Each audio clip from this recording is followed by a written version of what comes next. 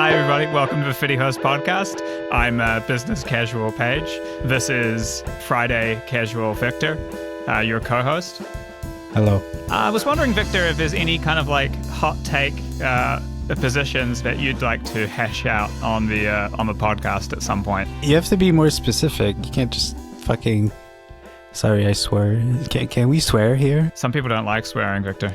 That's true. That's a criticism you often get on your YouTube videos is, I really like what he's saying, but he swears too much. It feels like people who are whacked with a cane have a particular issue. It's like Pavlovian conditioning. Whenever they swear, they...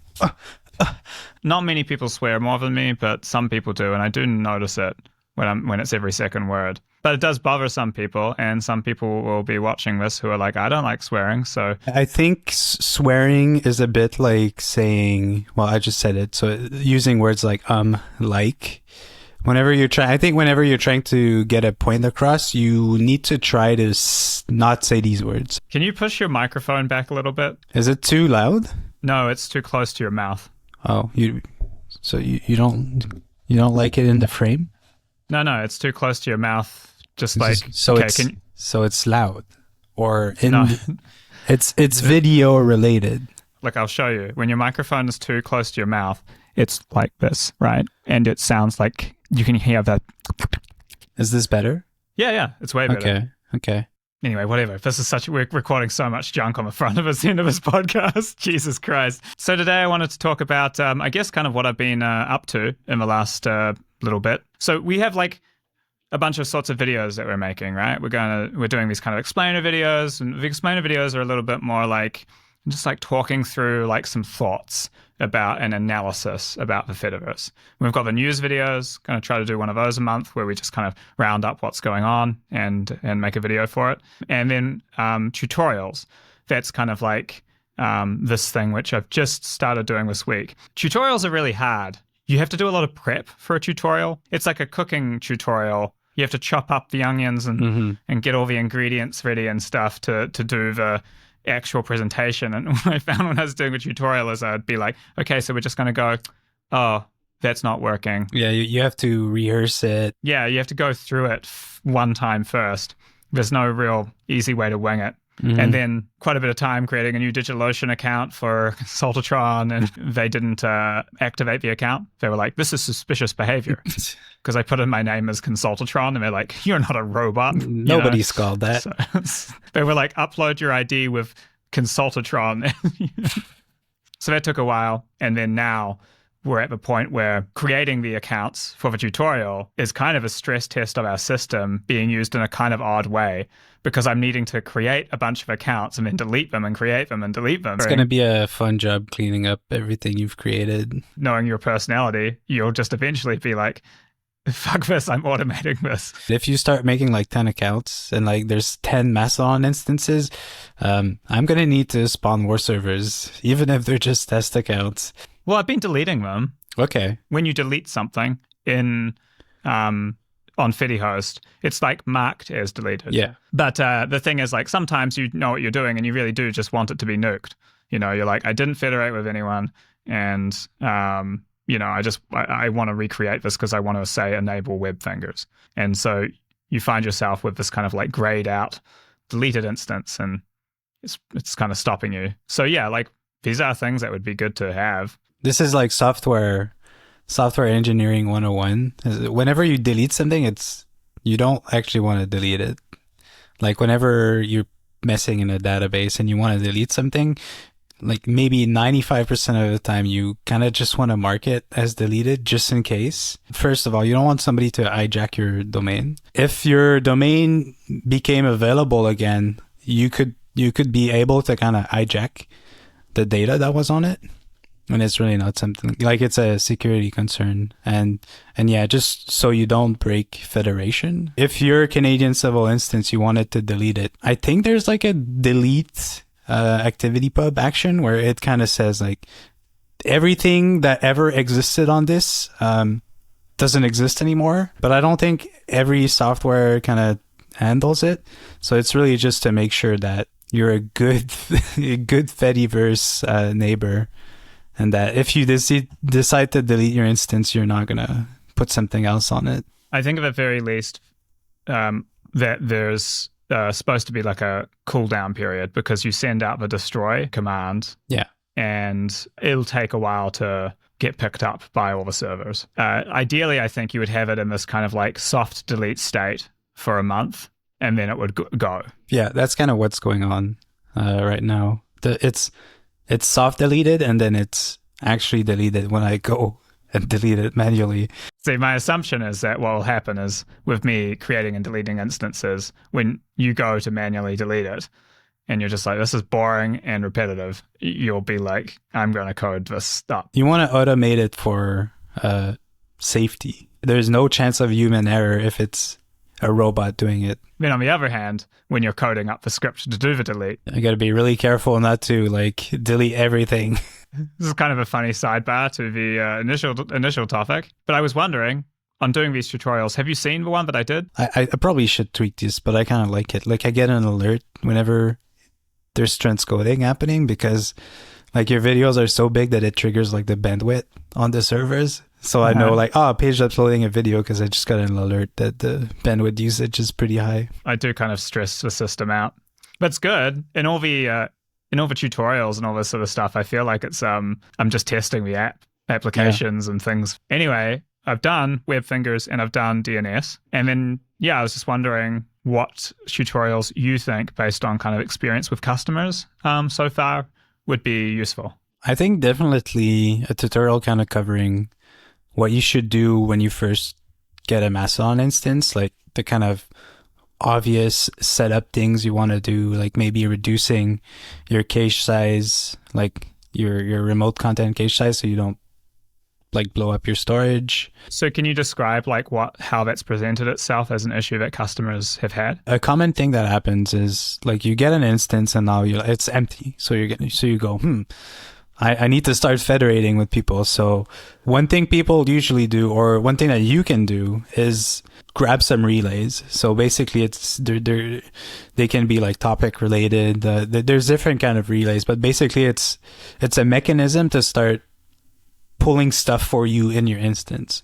And by default, like I think Mastodon keeps posts for like 2 weeks or something.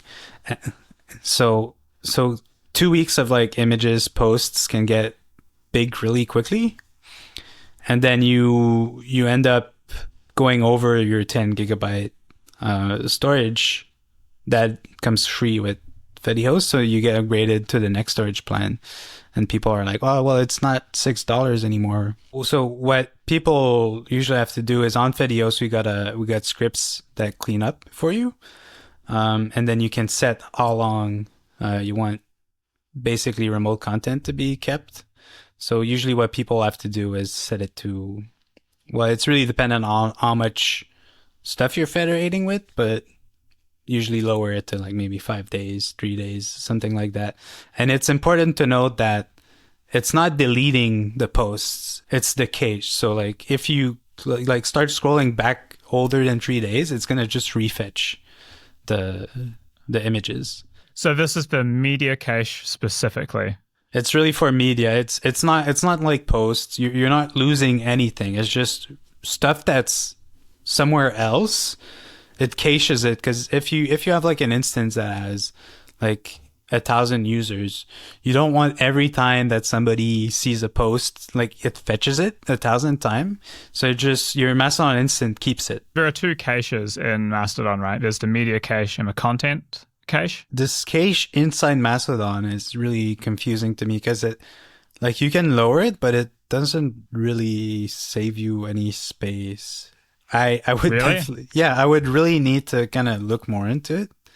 But at first I was like, this is fine, right? People can just use this and then their content's going to get cleaned up for whatever the number they put in there. But if you put like 2 days in there, your storage size really doesn't shrink that much compared to running like the scripts that we're doing in the background. So I don't know what's going on there. If it's maybe just cleaning up the content cache and not the actual media cache. Maybe it's a good idea to create a fake Mastodon instance and follow like big relay do one thing for a week, do another thing for a week to see what's overriding what. Might be good to do. Could do as an experiment, you know. It could be like, I've got 2 Mastodon instances. They're all following the same relays. And one's got this, one's got this, one's got that. And let's see what the usage is. I had storage management on Mastodon and PeerTube. I know more about PeerTube. You know, that's the thing which I mainly was like, oh, the storage is a real big issue on this. Like PeerTube with thousands of videos uses a lot of storage. Videos are big. Like you can't really go do much about that. There's like encoding you can do to kind of help you mitigate your storage, but like video files are big. There's 2 formats of videos that PeerTube encodes. Web videos and like HLS, I think it is. With like a default install setting on some hosts, I think you can end up with both of those being encoded for backwards support, and then lots of different resolutions. And I just don't think that the multiple resolutions are needed. Like, I think like 2 is good enough, like a large one and a small one. Yeah. But if you have them all on, you know, so you've got like 1080, Ultra HD, Full HD, it's a lot. Especially at the larger sizes. And also, like, sometimes you'll do something like a live stream, and it's like an hour and a half of 4K video. Yeah. And it's like, for a live stream, we don't really need to preserve for larger size. So I want to like go through and kind of like just show people kind of how to keep on top of it with your PeerTube instance. And yeah, I like totally, when I first set up PeerTube, made some mistakes with, and then I had to go and like manually, like I literally watched a movie and deleted videos one night, just like repetitively clicking. That's a pretty big job. Another one I think would be good was migration of Mastodon video. Like moving your account? Yeah, you know, just like how to migrate yourself. Because I know, you know, like a lot of people, you start off on a big Mastodon instance when you first learn about Fediverse, and then if you're really into it, then you probably want to set up your own. So you have to migrate. And it's a little confusing. It's not, I kind of wish and I hope that in future it works a little bit like integrating into GitHub or something. You can kind of be like migrate to, and then it takes you to a permissions page on the new instance, and you do a handshake and approve, and then it happens, you know. But for now, it's like we're not at that level of automation. Just being able to move your posts over would already be pretty big. Yeah, I mean, hopefully this is one of those things where every you know, year they can more completely implement that standard and then figure out a way. So I actually Googled my name. I Googled my name and Mastodon, and the old instance was still the top of the list. Was it like the Urbanist video stuff? It was like Paige at mastodon.social or something like Paige MTL or something like that. The thing is, when you migrate your Mastodon instance, you have a redirect, right? Guest practice seems to be changing your handle name to blah, blah, blah, and then like in brackets, I've migrated. Yeah. So I did that, but coming back like, I don't know, 6 months later to find that in the end, Google's still indexing the wrong one, and I've updated all the links that I can find to it. And I did just go like, oh, I'm going to delete this then, because I don't want, like, I want at least Google to go like, oh, I'm getting a 404. So you can still log into your migrated account. Yeah, I logged into the migrated account and deleted it. But that was interesting. So I think like overall, there's a lot to say about migration, you know, just I definitely could kind of talk about it more in like an explainer video, like what migrating is. The move command is not an activity pub standard command. No? No, it's not. It's being discussed. It's a kind of working document or something like that. It's a Mastodon command that's kind of inspiring activity pubs or the W3C to kind of take it on. But I don't think it's actually official. Like, there's definitely some discussion around it, and also probably a tutorial just on how to do it. So I'd be interested if anyone's watching this and has an opinion on, do you delete the account or do you keep it up, or how long for, you know, like when should you delete things? It makes total sense to me that you would just keep it up and let people know you've moved.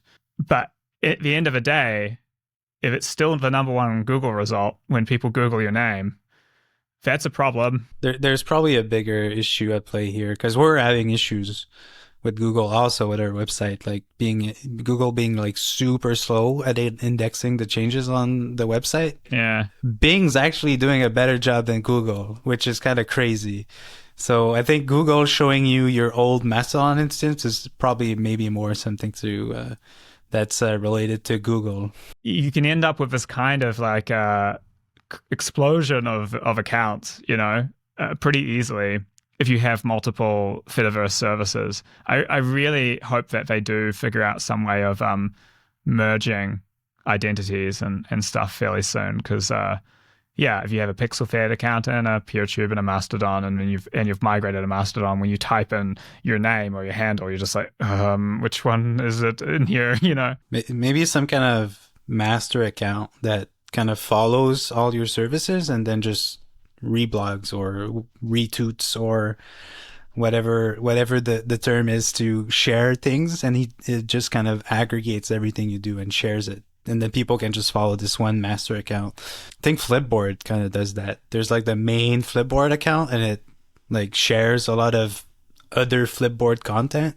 Like PeerTube has channels and users, right? It kind of has that kind of thing of, you can just follow the channel. The reason it needs to be kind of thought about for the spec is its main use is being across services. Like whenever someone follows the PeerTube channel of, say, tutorials or explainers, I'm often like, is what happened is they saw this on ActivityPub come out through explainers, and they were like actually just trying to follow the parent account, and they just ended up following this channel. And then if you follow the channel and the user account, you get two things. Yeah, you get double posts. Yeah, so it's just this thing of being like able to kind of differentiate in the hierarchy or something. Seems like a thing to be solved. So anyway, these are also kind of things like the need for a master account or whatever.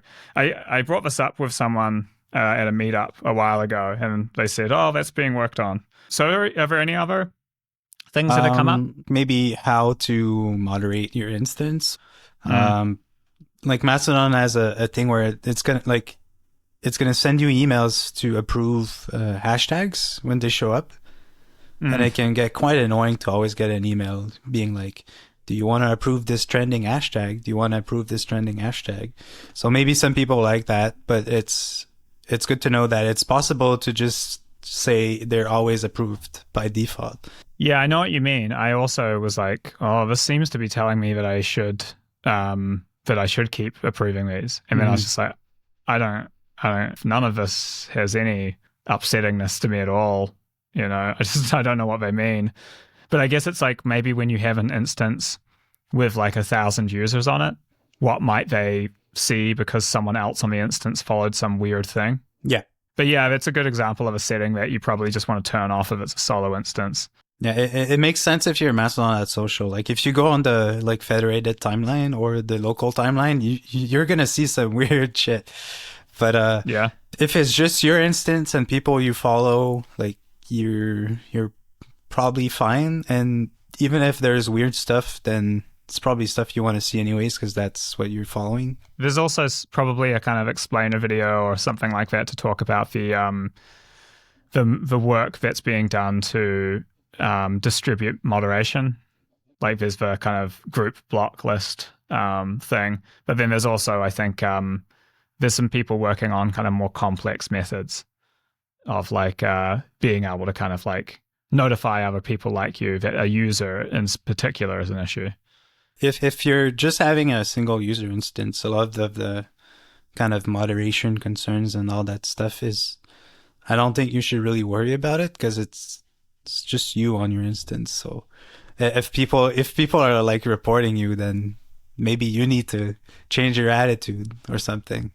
I think I got reported on my own instance. Yes, that was really funny. I got a message. I was like, this guy reported you, and I was like, okay.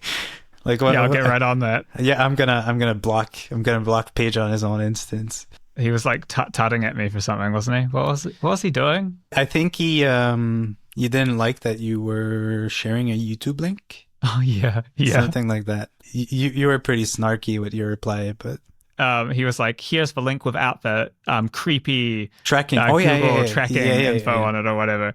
And then I was like, oh, I'd like the tracking info. I'll put it back. And then he reported you for that. It's like, okay. He's working for Google.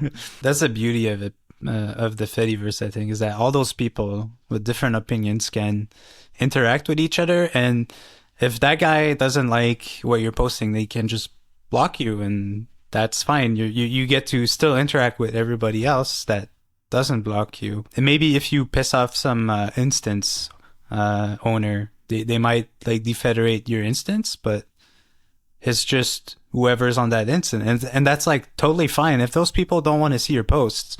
I wrote some like post one night and then went to bed, and I woke up in the morning and someone was just like, you know, I'll come there and piss on your face. And I was just like, well, what the fuck is this? And I looked, and I basically like posted like, a weirdo has arrived and said something. Someone pointed out, oh yeah, it's a server that's full of trolls. Yeah. That's their deal. And I blocked their server, and I haven't had anything since. That's it. And the system works quite well, because if you're running a server and there's people joining up and they behave badly, your server will be siloed off pretty quickly. Mm-hmm. So you kind of make a decision early on, like, do you want to participate in that or not? And I think the truth is most people just don't want that in their fucking feed, you know? So the vast majority of the Fediverse seems to just be like a very chill and not super aggressive, and people are fairly civil. The kind of image that the Fediverse uses with all the planets and everything, I think it's really representative of what's going on. Is, yeah, you might have this galaxy that's kind of weird and you don't really want to interact with them, but it's really like this neutral thing and everybody is on the same ground, like on the same level.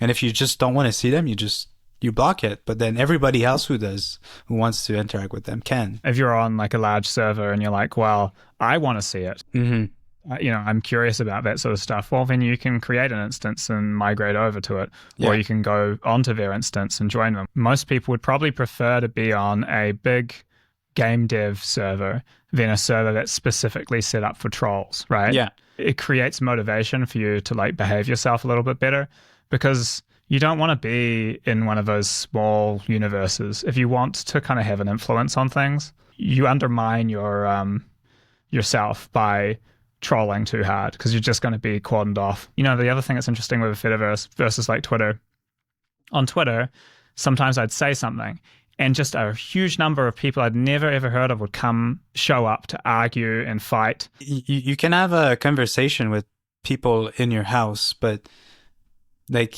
people on the street probably would be like, these people are completely insane. I think microblogging has a fundamental issue, if you're not careful, of just being made to upset people, because they're just constantly seeing a clip. If it's algorithmically driven, you're just going to see a random clip of you saying something with no context. It's going to sound outrageous to people who don't agree.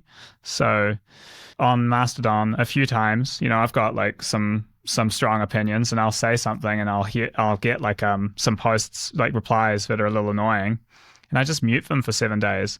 And I'm muting them for 7 days and not blocking them because I know who they are. They're people who've followed me or people who I've seen posting. Mm-hmm. Or sometimes people that I follow. I'm just kind of saying it's the equivalent of getting into an argument with a friend and being like, I still like this person. I've said what I want to say here, and time to like move on to other things. That's really unusual for me online as a content creator. On the non-Fediverse comments that piss me off, they only ever come in from random people who have been triggered by something that you've done, because the algorithm's like, oh, this will get them on the website. When you don't do that, you just don't deal with as much stuff you actually need to block. Yeah, I think there's a lot of value to be had in not having everybody be able to see your stuff. Do I really want everyone to see what I ate for dinner or something? If you just want to post like a photo of your dinner, like, does it really matter if everybody in the world is able to see that? We have like really left the original topic of this. What kind of tutorial is this? So if you're watching this, interested to know what tutorials you'd like to see, this is something that fully every month we can release a tutorial. go through the kind of basics. But I think there's so many different pieces of software running on the Fediverse and things to explain and to understand. I think it'll be a bottomless pit. But ideally, we do them in the order of the things that people need answers to. Mm-hmm. So if you're watching, throw us a comment. Let us know what questions you have about the Fediverse, and whether it's a tutorial or an explainer, we will endeavor to do our best to deliver you comprehension and understanding after we figure out the answer ourselves. Yes. We think everybody should use it. So if there's things you don't understand, then we want to teach you how to do it in the best way possible. That's right. Victor, you're getting into your hosting role now. Am I hosting? You added to the outro there. So there we go. Oh my God. You know? I'm becoming the podcaster that I always despised.